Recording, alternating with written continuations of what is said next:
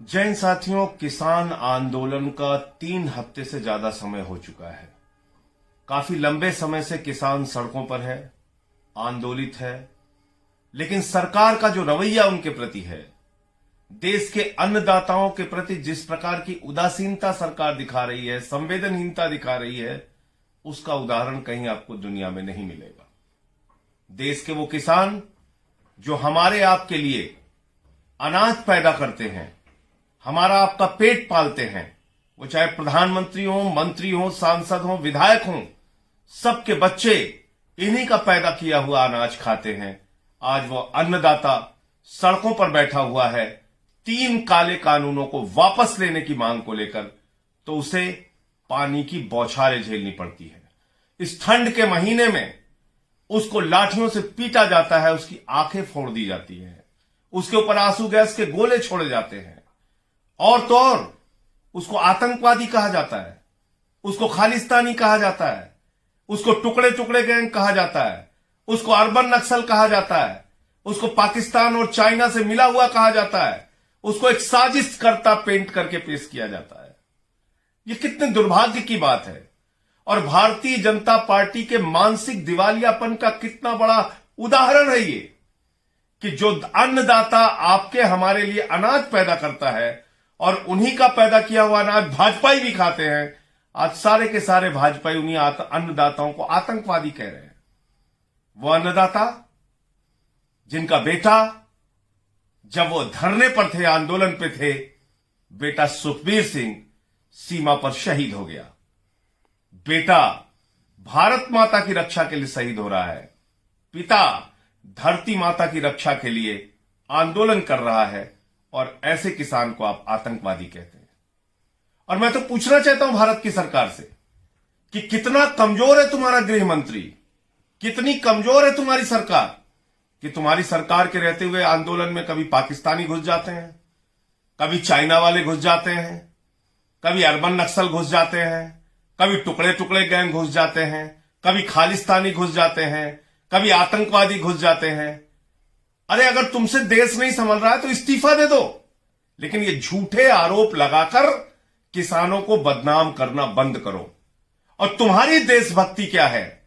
तुमसे देशभक्ति का प्रमाण पत्र किसी को नहीं चाहिए। शहीद आजम भगत सिंह के वंशजों को, शहीद उधम सिंह के वंशजों को, शहीद करतार सिंह सरापा के वंशजों को, लाला लाजपत राय जी के वंशजों को, और वो लोग, वो हजारों लोग जो जलियांवाला बाग कांड में अपने प्राणों की आहुति देते हैं, उनके वंशजों को भाजपाइयों से प्रमाण पत्र नहीं चाहिए। क्योंकि इन भाजपाइयों की असलियत क्या है, ये भाजपा की क्या असलियत और सोच है? मैं तो पूछता हूं, आरएसएस और बीजेपी के लोगों, बताओ, तुम्हारी विचारधारा से जुड़े हुए 10 लोगों का नाम बताओ जिन्होंने आजादी के आंदोलन में अपने प्राणों की आहुति दी है। तुम वो लोग हो जिन्होंने नागपुर के मुख्यालय पर 52 साल तक तिरंगा झंडा नहीं फहराया। तुम वो लोग हो जिसने अफजल गुरु को शहीद मानने वाली पीडीपी के साथ समझौता किया। तुम्हारी असलियत यह है कि कारगिल शहीद के ताबूत में घोटाला किया गया तुम्हारी सरकार के दौरान। तुम्हारी असलियत यह है कि मोदी सरकार ने आईएसआई को भारत बुलाकर भारत माता को अपमानित किया, उनसे जांच कराई। तुम्हारी असलियत यह है कि देश के प्रधानमंत्री नरेंद्र मोदी नवाज शरीफ के बर्थडे का केक काटने चले जाते हैं, बिना बुलाए चले जाते हैं, और आज आप दूसरों की देशभक्ति पे सवाल उठाते हैं, दूसरों को देशद्रोही साबित करने की कोशिश करते हैं। और ये सब कुछ क्यों करते हैं भाजपाई? ये आपको समझना बहुत जरूरी है। ये आपके दिमाग में फर्जी राष्ट्रवाद की बातें कर करके जो अपने आप को देशभक्त साबित करने की कोशिश करते हैं, जो अपने आप को किसानों का हितैषी साबित करने की कोशिश करते हैं, जो अपने आप को नौजवानों का हितैषी साबित करने की कोशिश करते हैं, व्यापारियों का हितैषी साबित करने की कोशिश करते हैं, कभी आपने सोचा, कभी गंभीरता से विचार किया आपने किस वर्ग को फायदा हुआ मोदी सरकार से? कभी इसके बारे में 1 मिनट भी समय लगा के आपने सोचा? आज मैं इन्हीं मुद्दों पे आपसे बातचीत करना चाहता हूं, आपको बताना चाहता हूं कि आपको मोदी जी और उनकी सरकार मूर्ख समझती है, नासमझ समझती है, और समझती है कि आपको कुछ भी नहीं आता, जो मन में आए सरकार करेगी, और अगर आप उसके ऊपर सवाल उठाएंगे तो आपको देशद्रोही साबित कर दिया जाए। आपको पाकिस्तान से मिला हुआ बता दिया जाएगा। आपको कहा जाएगा कि आपको आंदोलन के लिए भड़काया जा रहा है। इस बिल की बात कर लेते हैं पहले। यह बिल आपको कहा जाता है किसानों के हितैषी बिल है। यह बिल आपके बारे में आपको कहा जाता है कि यह किसानों के हित में बिल बनाया गया है, देश के करोड़ों किसानों का भला होगा इससे। कभी आपने 1 मिनट समय लगाकर सोचा, अगर यह किसानों के हित का इतना अच्छा बिल था, अगर करोड़ों किसानों के हित में मोदी जी ये बिल बना रहे थे, तो किसान संगठनों से कोई बातचीत क्यों नहीं की?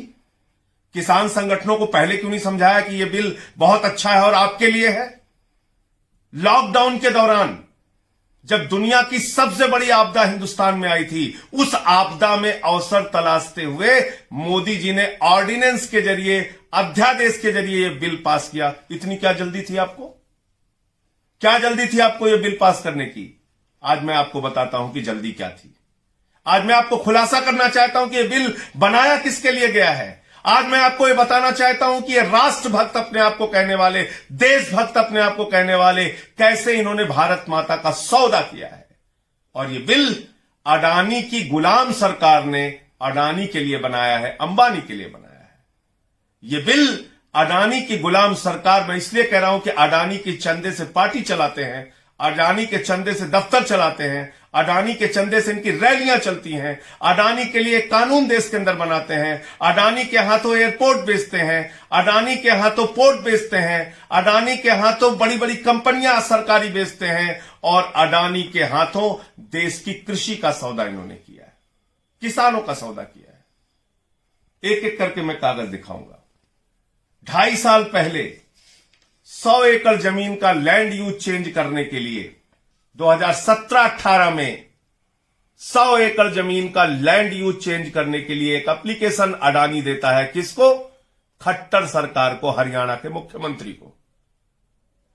और खट्टर सरकार इस एप्लीकेशन को रिजेक्ट कर देती है, कहती नहीं हम लैंड यूज चेंज नहीं कर पाएंगे। आपको तो सुनने में बड़ा अच्छा लग रहा होगा कि कितनी क्रांतिकारी सरकार है। बताओ, अडानी को जमीन देने से मना कर दिया, अडानी का लैंड यूज चेंज करने से मना कर दिया, ऐसा नहीं है। अगली कहानी सुनिए। 7 मई 2020 को, यह दूसरा कागज है, जब दफ्तर बंद थे, जो ऑफिस बंद थे। याद कीजिए 7 मई का दिन, जब देश में लॉकडाउन था, किसी को कहीं आने जाने की इजाजत नहीं थी, रेलवे ट्रैक पे लोग मर रहे थे, सड़कों पे मजदूर मर रहे थे। 1300 किलोमीटर एक बच्ची अपने पिता को साइकिल पर बिठा के ले जा रही थी। लोग दुश्वारियों में अपनी जिंदगी बिता रहे थे। आपदा थी, महामारी थी, दुनिया का सबसे बड़ा संकट था। केमिकल का छिड़काव करके मजदूरों को अपमानित कर रहे थे वाजपेयी। ऐसे दौर में ऑफिस खोल के, दफ्तर खोल के 7 मई 2020 को खट्टर ने 100 एकड़ जमीन लैंड यूज चेंज करके कोल्ड स्टोरेज के लिए किसको दे दिया? अडानी को दे दिया। 7 मई 2020 लॉकडाउन के दौरान अडानी को दे दिया। ये किसके लिए बिल बनाया जा रहा है, समझ में आया आपको? 7 मई 2020 और 5 जून 2020 को, जब दुनिया की सबसे बड़ी महामारी से हम लोग लड़ रहे थे और मोदी जी आपदा में अवसर तलाश रहे थे, आपसे ताली थाली बजवा रहे थे, 9 मिनट आपको अंधेरे में बिठा रहे थे। जब आप अंधेरे में बैठे थे तो उजाले के अंदर यह कानून पास कर दिया गया। ये अध्यादेश के जरिए, बिल के जरिए, चर्चा करा के नहीं, पार्लियामेंट में लाके नहीं, बहस करा के नहीं, किसानों को विश्वास में लेके नहीं, किसान संगठनों को विश्वास में लेके नहीं, बगैर चर्चा कराए ऑर्डिनेंस के जरिए। जबकि ऑर्डिनेंस, अध्यादेश विशेष परिस्थितियों में लाया जाता है। कौन सी विशेष परिस्थितियां थी? मोदी जी बताइए, इस देश को बताइए, किसानों को समझाइए, वो कौन सी विशेष परिस्थितियां थी कि 7 मई 2020 को 100 एकड़ जमीन अडानी को मिलती है और 5 जून 2020 को ये कोल्ड स्टोरेज बनाने की जमीन के लिए आपने कानून बना दिया। असीमित भंडारण देश में कोई भी पूंजीपति अडानी कर सकता है। तो ये अडानी की गुलाम सरकार ने अडानी के लिए ये बिल बनाया है, अंबानी के लिए ये बिल बनाया है, बड़े बड़े पूंजीपतियों के लिए ये बिल बनाया है, किसानों के लिए ये बिल नहीं बनाया। और कल एक टीवी चैनल पे जब मैंने यही सवाल खड़ा कर दिया तो पूरी की पूरी भारतीय जनता पार्टी अडानी की गुलाम सरकार और अडानी के गुलामों के गुलाम लोग, जिनकी हिम्मत नहीं है सवाल पूछने की अडानी से, जिनकी हिम्मत नहीं है खट्टर से सवाल पूछने की, मोदी जी से सवाल पूछने की, वो बौखला गए, मेरे सवालों से बौखला गए। उनके पास जवाब नहीं था। अभी भी मैं कहता हूं, अगर आप निष्पक्ष चैनल हैं, निष्पक्ष पत्रकार हैं, तो पूछिए इन सवालों को। 7 मई को 100 एकड़ जमीन मिलती है और 5 जून को देश में असीमित भंडारण का कानून बन जाता है। ये किसके लिए बिल बनाया गया? सवाल पूछिए, हिम्मत है तो। और मैं अब आपको दिखाता हूं, मैं आपको क्यों कह रहा हूं कि ये इन्हीं लोगों के लिए ये कानून बनाया गया है, अडानी और अंबानी के लिए। इनकी कंपनियां रजिस्टर्ड हो चुकी हैं, लंबी फहरिस्त है, लंबी लिस्ट है। ये सब किसान बन गए अब। ये अडानी अंबानी सब किसान बन गए, इतनी कंपनियां हैं इनकी। देख लीजिए आप, मैं पढ़ के सुनाता हूं।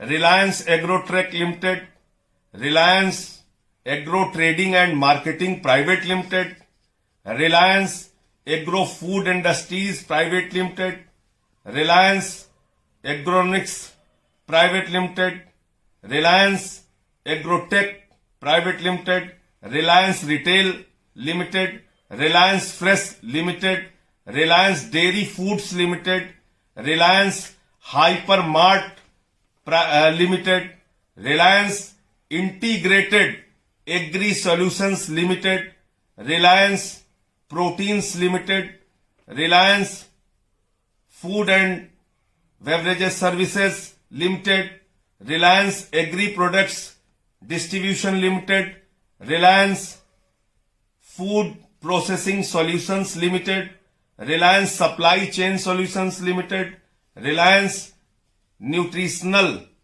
Food processors private limited, Reliance commercial land and infrastructure private limited, Reliance logistics limited, Reliance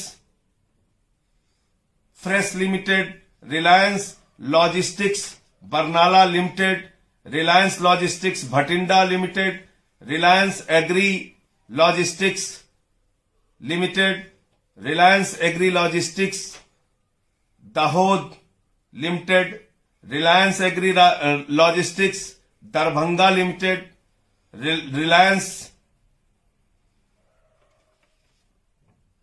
नहीं, अब ये रिलायंस के बाद अडानी आ गया। अब अडानी आ गया। अब Adani Logistics Limited, Adani Fresh Limited, Adani agree Logistics Barnala Limited, Adani agree Logistics Bathinda Limited, Adani agree Logistics Borivali Limited, Adani agree logistics Dahod Limited, Adani agree logistics Darbhanga Limited, Adani agree Logistics Dewas Limited, Adani agree Logistics Dhamora Limited, Adani agree Logistics Hoshangabad Limited, Adani agree Logistics Kannauj Limited, Adani agree Logistics Kithar Limited, Adani agree logistics Limited, Adani agree Logistics Mansa Limited, Adani agree logistics Moga limited, Adani agree logistics MP limited, Adani agree logistics Nakodar limited, Adani agree logistics Panipat limited, Adani agree logistics Raman limited, Adani agree logistics Samastipur limited, Adani agree logistics Satna limited, Adani agree logistics Ujjain limited, Adani agree logistics limited. अब आ जाइए Patanjali natural biscuits private limited, Patanjali natural commodities limited, ऐसे करके ये तमाम कंपनियां registered हैं। अब ये सब खेती किसानी के प्रोडक्ट में बड़े बड़े व्यापार करने के लिए लोग आ गए हैं। ये करेंगे धंधा, ये करेंगे व्यापार, इनके लिए बिल बनाया गया है।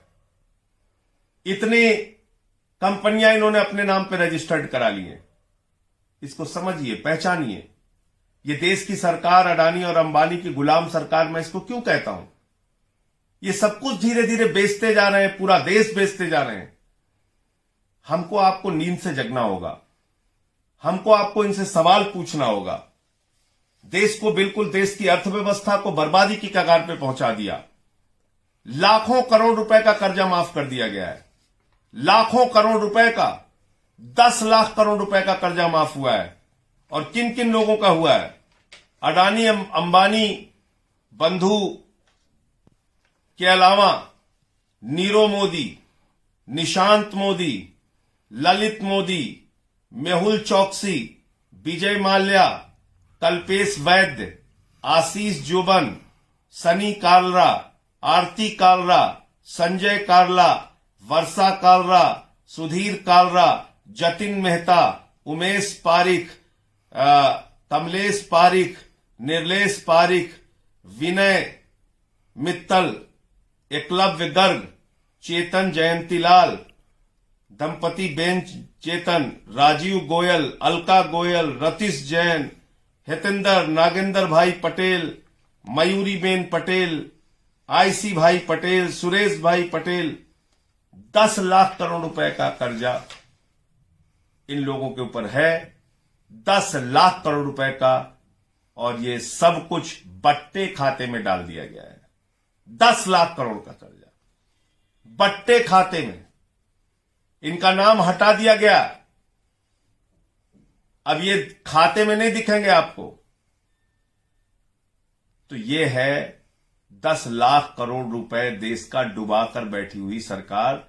और इसमें ज्यादातर जो नाम है ये मोदी जी के मित्रों हैं, गुजरात के हैं, ज्यादातर नाम है। इसमें कोई भी, एक भी जो नाम है ये पाकिस्तानी नहीं है, ये अर्बन नक्सल भी नहीं है, ये टुकड़े टुकड़े गैंग भी नहीं है, ये खालिस्तानी भी नहीं है। ये जितने भी नाम हैं इसमें से कोई आम आदमी पार्टी के नहीं है। तो आप इनसे वापस क्यों नहीं लेते पैसा? क्या मजबूरी है? ये 10 लाख करोड़ रुपए का कर्जा वापस लेके हिंदुस्तान में स्कूल बनाए जा सकते हैं, अस्पताल बनाए जा सकते हैं, सड़कें बनाई जा सकती हैं, नौजवानों को रोजगार दिया जा सकता है, बड़ी बड़ी फैक्ट्रियां लगाई जा सकती हैं। तो ये आपके पूंजीपति मित्र जो हैं, ये 10 लाख करोड़ रुपए देश का खा के बैठे रहेंगे। इनसे आप सवाल पूछने की हिम्मत नहीं करते। 10,000 रुपए भी अगर कोई गरीब आदमी, नौजवान, फल वाला, ठेले वाला, अगर उसका कर्जा बाकी है, उसका कॉलर पकड़ के उसको जेल में बंद कर देते हो। और दिन रात पता नहीं क्या क्या भाषण देते रहते हैं, आपको समझाते रहते हैं कि बड़ी देशभक्त सरकार है। 10 लाख करोड़ रुपए डुबा दिया। 23.5%, 9% देश की जीडीपी नीचे चली गई, अर्थव्यवस्था बर्बाद हो गई, चौपट हो गई। और आपको झूठे सपने, झूठी बातें, झूठी चर्चा करके गुमराह किया जाता है। और सबसे बड़ा मूर्ख इस देश की जनता को मोदी जी समझते हैं। मैं ये बात क्यों कह रहा हूं? जब जीएसटी लेके आए, बोले बहुत अच्छा कानून है, आधी रात को हम आपको आजादी दे रहे हैं, आपको यह कानून समझ में नहीं आ रहा है, थोड़ा देखिए, बहुत बढ़िया क्रांतिकारी का कानून है। कानून क्या था? 5% का टैक्स बढ़ा के 28% कर दिया। पूरे देश के व्यापारियों ने आंदोलन किया। बोले मनाओ देशवासियों, जश्न मनाओ, लता मंगेशकर का गाना सुनो, अमिताभ बच्चन को देखो, रात में हम 12 बजे तुमको आजादी दे रहे हैं। और 5% का टैक्स बढ़ा के 28% कर दिया। आज तक राज्यों का शेयर नहीं देते जीएसटी का, और सारे व्यापारी खाली जीएसटी भरने में परेशान रहते हैं। कहते हैं आपको समझ में नहीं आता, बहुत अच्छा हम व्यापारियों के लिए कर रहे हैं। फिर नोटबंदी लेके आए और जीएसटी के नियमों में कई बार बदलाव कर लिया। अरे भैया, जब इतना अच्छा था तो उसके नियम कानून तुम बार बार बदलते क्यों हो? इसका मतलब तुम्हें खुद ही कुछ नहीं पता था, बेसिर पैर का कानून लेके चले आते हो। फिर नोटबंदी लेके आए, लोगों ने हल्ला मचाया, बोले नहीं तुम्हें मालूम नहीं, बहुत अच्छा कानून है। नोटबंदी से पूरे देश की तकदीर बदल जाएगी। आपको मालूम नहीं है कितना भला होगा देश का। काला धन खत्म, आतंकवाद खत्म, नक्सलवाद खत्म, देश की अर्थव्यवस्था आसमान पे पहुंच जाएगी। 50 दिन का मौका दे दो, किसी भी चौराहे पर खड़े कर देना, पता नहीं क्या क्या बातें, आंसू बहाना, रोना धोना। नोटबंदी के इतने साल हो गए, आज तक कोई फायदा बता पाए? देश बर्बाद हो गया, अर्थव्यवस्था चौपट हो गई। कहते आपको समझ में नहीं आता नोटबंदी? बहुत अच्छा कानून है।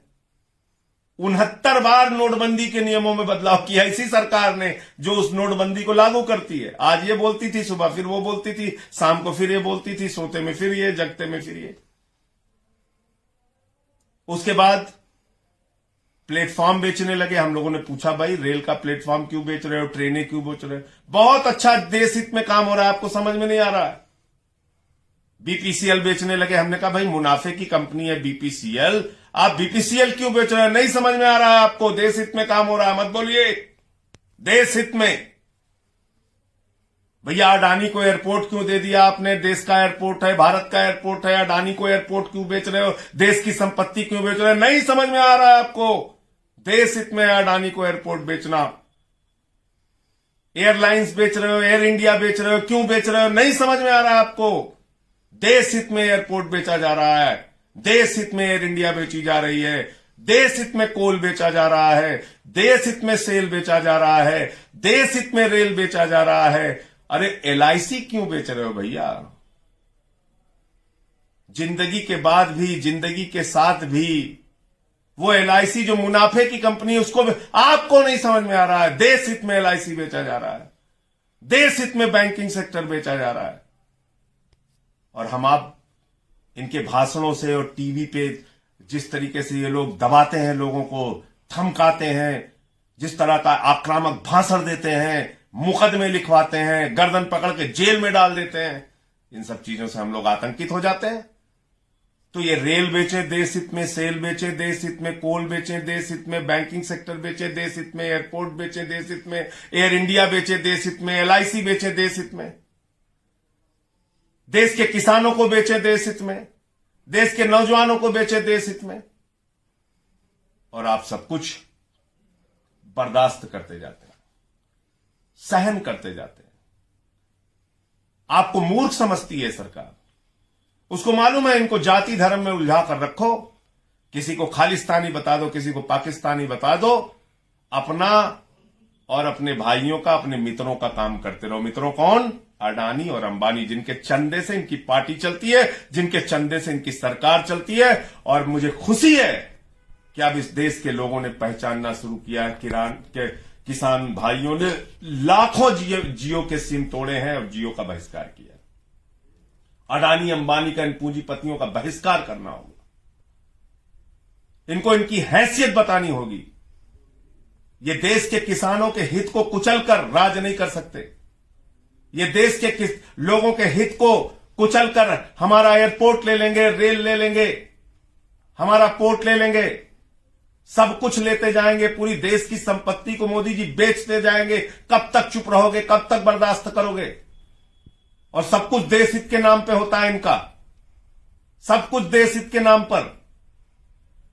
तो आप लोगों से अपील है, अनुरोध है, विनती है, प्रार्थना है, जागिए, जागिए अपने हक के लिए, जागिए किसानों के लिए, जागिए इस देश की संपत्ति को बचाने के लिए, जागिए और याद करिए कि क्या क्या वादे करके ये लोग आए थे। सुप्रीम कोर्ट में कहा था किसान की आय दोगुनी करेंगे। सुप्रीम कोर्ट में इन्होंने एफिडेविट लिख के दिया, पहले वादा किया हम स्वामीनाथन आयोग की रिपोर्ट लागू करेंगे, फसल के लागत मूल्य पर 50% मुनाफा देंगे। बाद में सुप्रीम कोर्ट में एफिडेविट देके कह दिया हम 1.5 गुना दाम किसानों को फसल की लागत मूल्य पर नहीं दे सकते। कैसे आपके ऊपर कोई विश्वास कर लेगा? एमएसपी की गारंटी कानून में कहीं नहीं लिखा है, तीनों कानून में कहीं नहीं लिखा। किसान कहते हैं एमएसपी की गारंटी दे दो, कहते हैं पहले भी नहीं था। अरे पहले तो जीएसटी भी नहीं था, नोटबंदी भी नहीं था, कॉन्ट्रैक्ट फार्मिंग भी नहीं थी, असीमित भंडारण भी नहीं था। अब दे दो एमएसपी की गारंटी, कहते नहीं देंगे, भाषण दे दिया मान लो। अरे भाषण में तो तुमने 2 करोड़ रोजगार भी दिया था, भाषण में 15 लाख भी दिया था, भाषण में कालाधन भी लाने की बात कही थी, भाषण में तो startup India, make in India, पता नहीं क्या क्या इंडिया बनाने की बात कही थी। तुम्हारे भाषणों पे कौन विश्वास करेगा मोदी जी? भाषण तो आप कुछ भी देते रहते हैं, करते कुछ नहीं है जमीन पे। फिर इस कानून में क्या लिख दिया? असीमित भंडारण की छूट, यानी जमाखोरी, कालाबाजारी और महंगाई को लीगलाइज कर दिया। और यह कानून सिर्फ किसानों के लिए नहीं है, याद रखना। ये किसान के नहीं, हिंदुस्तान के खिलाफ ये बिल है, एक एक इंसान के खिलाफ ये बिल है। देश में सस्ते में फल, सस्ते में सब्जियां, सस्ते में दाल, सस्ते में मक्का, सस्ते में धान, सस्ते में गेहूं किसानों से खरीदा जाएगा।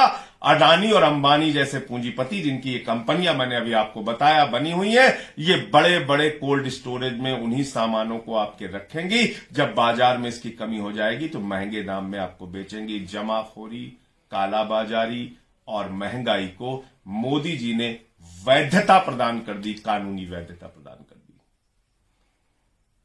अब मुझे जो कुछ भी बताना था, कहना था, जो जानकारी थी और जिसके कारण मैंने पार्लियामेंट में इस बिल का विरोध किया था, वो मैंने आपके साथ शेयर कर दिया। अब एक हिंदुस्तानी होने के नाते, एक सच्चा देशभक्त होने के नाते आपको भी सोचना है, फैसला करना है। देश बेचने वालों के साथ जाओगे, अडानी और अंबानी के गुलामों के साथ जाओगे, या अन्नदाताओं के साथ जाओगे? इंकलाब जिंदाबाद, आम आदमी जिंदाबाद।